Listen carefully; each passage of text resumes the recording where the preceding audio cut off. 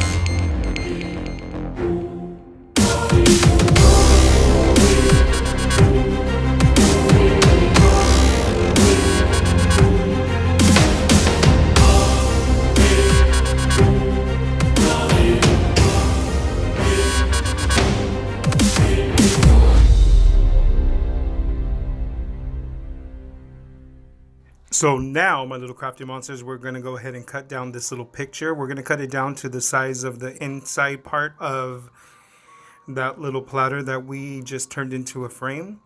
And I'm going to go ahead and just, well, I measured it out with my ruler. And so it depends on what kind of a frame you guys are doing or whatever. Then you guys are going to go ahead and cut it to whatever size you guys are going to go ahead and place this. Now, since that little mechanism for the lights are in the back of this picture, we're going to have to just cut a hole in the back of this plastic. And we're going to go ahead and use this piercing heat tool. You guys have to be very careful with these because these are very, very hot. And so we're going to go ahead and allow that to heat up a little bit, and then we're going to go ahead and cut a square. But in the meantime, I'm going to go ahead and just measure this out just to see how big of a square I need to cut and where exactly I need to cut it. This is just going to go ahead and give you the option to put that little mechanism outside of the frame, and then this way you guys could control to turn it on and turn it off by entering that little tab that it comes with. It has like a little tab that basically blocks off the battery so that it could turn off, and then if you want to turn it back on, you guys could go ahead and just remove that little tab. And so right here I'm just kind of measuring what I want to do and where I want to go ahead and place that little creepy part. And so right here we're going to go ahead and just start to cut out that little square. Now you want to go ahead and do this in a well ventilated room because of the fact that these little heating tools kind of melt the plastic, so it kind of smells like a plastic melting. So you don't want to go ahead and breathe that in because that's not good for you, my little crafty monsters. So go ahead and make sure that you have a well ventilated room, or if not, just go ahead and put a little fan on and make sure that you're not breathing this in. And so once we have that cut, it doesn't have to be perfect, guys, because we're going to go ahead and cover that and nobody's going to ever really see. And so that was a perfect little size for our little light switch or whatever it is that you want to call it. And so right here, we're just going to go ahead and put some of these little Halloween branches on here. I'm not going to glue them down yet because I want to go ahead and make sure that I glue down that picture. And then so that you don't see the edge of that picture where it ends and stuff, we're going to go ahead and put a little bit of what is it called? A little border trim on it, just so that we can go ahead and hide that. You guys are going to go ahead and see what I'm talking about right here. But we want to go ahead and make sure that we glue down that little picture first, because once you glue that down, then you guys will be able to put the little trim on there. We're also going to use some googly eyes in between that little creepy sign just to kind of make it look like little eyes are looking from behind that. And I just propped this up with some of my little phone holders because I didn't want it to lay straight flat on the desk because of that little light compartment that we have in the back. It kind of just was not laying flat on my table, so that's why I put those little cellular holders in the back. And right here I'm just using some hot glue. Now you guys don't want to use any E6000 because of the fact that the E6000 has a lot of chemicals and it will kind of like melt that little plastic. That plastic picture is so thin that it basically will melt really easy. And so right here we're just going to go ahead and start to put the little black trim. I'm using this black trim that I picked up from the little hole in the wall in downtown LA where I usually go for my little crafting stuff. And I picked up this big old spool for like $5. And so I'm going to go ahead and use that on the very edge of this just to kind of hide it and just to kind of give it a little bit, you know, of an extra something, and not just leave it plain on there like that. Like if it's just, you know, like if you basically just glue that picture onto that little platter, it just pulls it all together to make it look like it's a little bit more professional. And so that's what we're basically going to do. We're going to go ahead and add that little trim all the way around. And then after, when we get this done, then we can start putting everything else together. This is pretty simple, guys. Like, it's not really hard at all. And not only is it really simple, but it's really, really fast. And you could do a couple of these if you want to go ahead and put some around the house. Or if you're going to go ahead and just, use it for like a little Halloween party or something like that. But I just thought that these were simple and cute. And I mean, it's just basically using mostly very little materials, which makes the cost of this very, very low. That trim, I've already had it for over a year. So that's why, that's not really costing much. So in all reality, we probably spend about $3 for this, which is $1 for the platter, $1 for that little creepy sign, and then $1 for that little picture. So this frame basically costed $3. Everything else I already had on hand. You guys have seen that I always use that little Halloween like branches and stuff like that, and I've already had that offhand, so that was actually pretty easy. And so right here I'm just going to go ahead and finish up this little trim, and once we finish this up, then I can go ahead and start lining up those little Halloween branches, and then we're going to go ahead and put that sign on top of that. Now I want to go ahead and line up the little Halloween branches exactly where you're not going to be able to see where the branches are glued down to. I want to go ahead and measure that out with the little sign. So right here you guys are going to see that I'm going to go ahead and do that. So we are done with that. I'm not really doing this too perfect, guys, because of the fact that it's Halloween, and it's not supposed to look really perfect. It's supposed to look kind of creepy and stuff like that. And so right here, this is where I'm measuring out where I'm going to put those little picks at. And right here, I'm just going to go ahead and use some hot glue with this. I'm not really too worried about the hot glue coming off and the branches falling off, because that sign is basically going to hold it together. When we glue the sign onto the actual little frame that we're doing, I'm going to go ahead and use some E6000 on that, and that's going to actually secure it, and it's also going to secure those branches. So I'm not really too worried about that. If I wasn't going to do that, I would definitely use like some E6000 to go ahead and hold down those little branches, because I feel like that would have been, a little bit more secure if you're not going to hold it down with the sign as well. And so right here, all I'm going to do is I'm just going to add a little bit of E6000 on the edges where it's going to actually be touching the frame. And so I'm not going to add it in every single little area, because not all the areas are going to basically be touching that little frame. So I'm only basically doing it in the bottom. And I will use a clip to hold this down so that it can go ahead and glue onto this very, very good. And this is where you see me put the little clip. And then I'm going to go ahead and just work by putting the little eyes in between the little letterings just here and there. I was going to do one in every little spider right there, but I thought, no, that doesn't really make it look too creepy. So I'm just going to go ahead and do it in the back of this little sign, just to kind of make it look like there's little spooky eyes kind of looking out from in between the letterings, which I thought was super duper cute. And I'm going to use some big googly eyes and also some little googly eyes in the little tiny areas you guys will see right now. It's actually really simple. I mean, there's just so many things that you guys could do with this. You guys could have even printed out a photo or something like that and use whatever kind of photo that you guys want. I'm not really 200% sure if these platters are still available at the Dollar Tree, but if they are, I mean, I would totally grab a few of them and make a few little frames out of them. And like I said, you guys could print out whatever little pictures. If in case you guys don't find this one from the 99-cent store, you guys could definitely print something out. And right here, I'm just propping up that little area so that I can go ahead and keep adding the little googly eyes. And so I'm going to add little googly eyes in the very bottom right there. And I'm going to add the little tiny ones, because the tiny ones are going to be able to fit right there. I was only able to use the really large ones on that corner. But it's okay, because I'm just going to add them on the bottom, and then that's it. I'm not really going to add too much stuff onto this, because I feel like the frame itself is okay the way it is. At the end, you guys are going to notice that I will add some red glittered stickles onto the little eyes of those spiders on the actual frame.